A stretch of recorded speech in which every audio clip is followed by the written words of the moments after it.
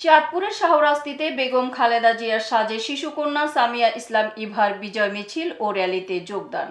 বিশেষ প্রতিনিধি মোহাম্মদ শাহাবুদ্দিনের তথ্যচিত্রে বিস্তারিত।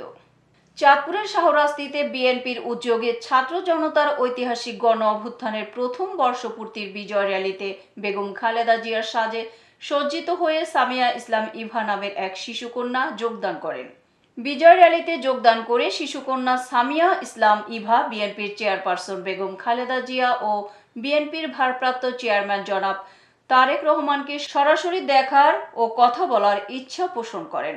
এ সময় সাংবাদিকদের প্রশ্নের উত্তরে শিশুকন্যা আরো বলেন, আমার আব্বুর অনেক খালেদা জিয়াকে পছন্দ, আমার আব্বু বিএনপিকে অনেক ভালোবাসি, এই জন্য আমি সেজে এসেছি।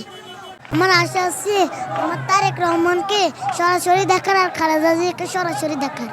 আমার আব্বু তো খালেদা জিয়াকে অনেক পছন্দ করে, তাই আমার মাথাটা আসলো যে আমি আজকে সাজবো। এবং শিশুকন্যার সাথে উপস্থিত তার পিতা অনুভূতি প্রকাশ করে বলেন, আসসালামু আলাইকুম। দেশে বিদেশে যারা এই ভিডিওটি দেখতেছেন বা দেখবেন সবাইকে অসংখ্য ধন্যবাদ এই ভিডিওটি দেখার জন্য। আমি আসলে বিএনপি করি বিদায় আমার নেত্রী দেশনেত্রী বেগম খালেদা জিয়ারকে আমি অনেক পছন্দ করি।